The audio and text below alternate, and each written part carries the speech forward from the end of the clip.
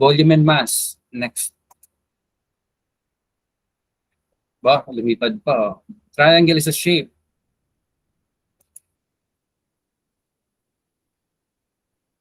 Panoorin natin. Origami. Becomes, yung shape na yan becomes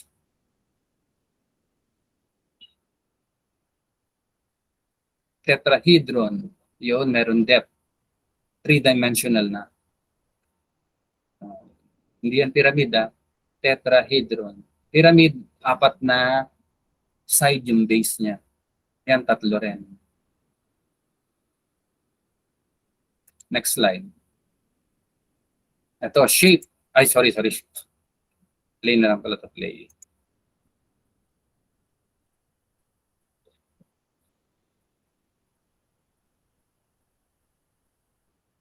So, kinuha muna natin yung shape.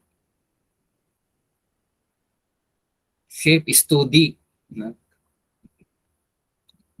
Pero in reality, yung karton, meron siyang depth, meron yan, 3 ang ano niyan dimension ng karton. Kasi meron thickness.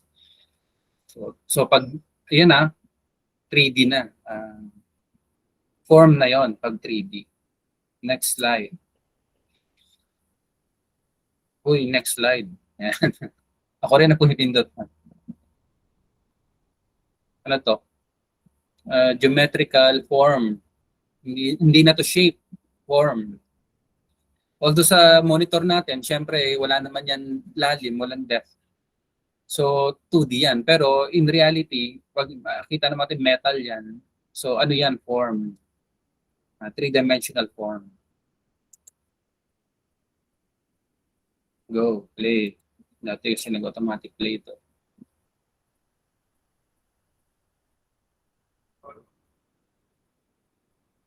Glass blowing.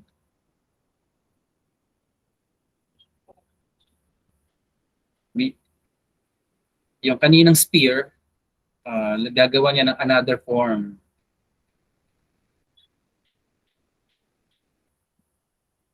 Anong form to? Free form? Organic form. Yung kanina, mga shapes yun. Yung geometrical shapes, organic or free form shapes. Ito na, ngayon, nasa ano na tayo? Geometrical form, ito, free form, or organic form. Yun, tapos, galing.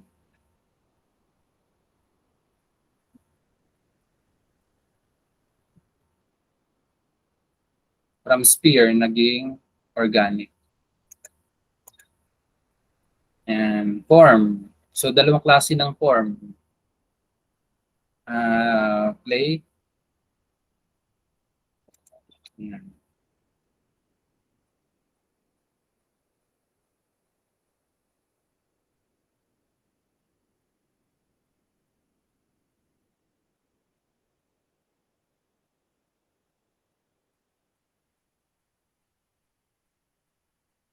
Relief, ibig sabihin nakaalsa. Yan.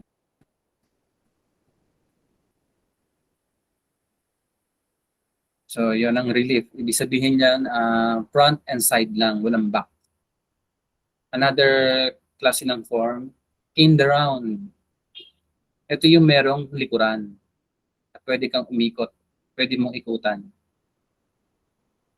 May front, and side, front, back. In the round. Next.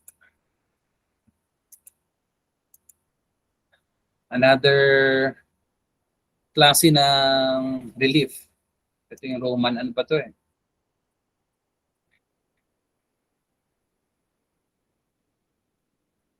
Yan, high relief.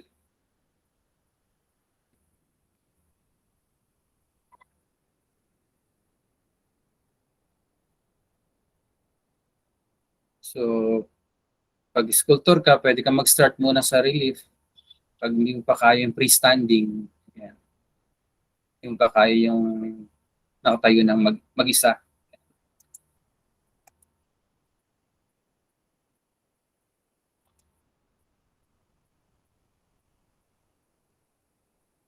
Yan. Merong likuran. Yung in the round form. In the round form. Okay, next slide. Ito na ang volume. Ito ang open volume. Hindi automatic pag volume may laman. Merong volume na walang laman. Volume.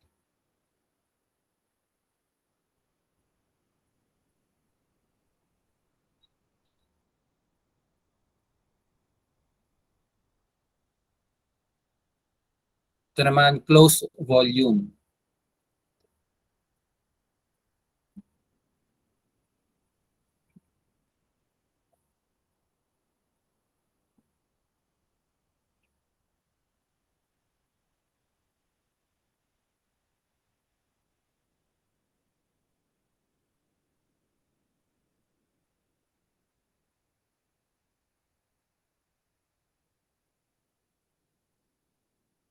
Ay, ano na, umulit lang, sulit lang.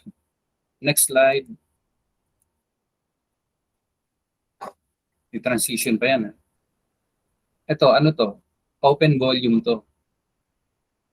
Yan, makikita nyo sa malayuan, head, di ba? Parang woman's head.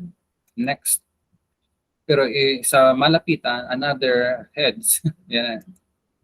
Pag pinagsama-sama, nagko-compress, kaya nag-create ng another shape. Yun. Yan ang mga nilalaman ng head na yun. Close up. Yan. Next. Yan pa ang laman niya. Yun. Sa malayuan. Woman's head.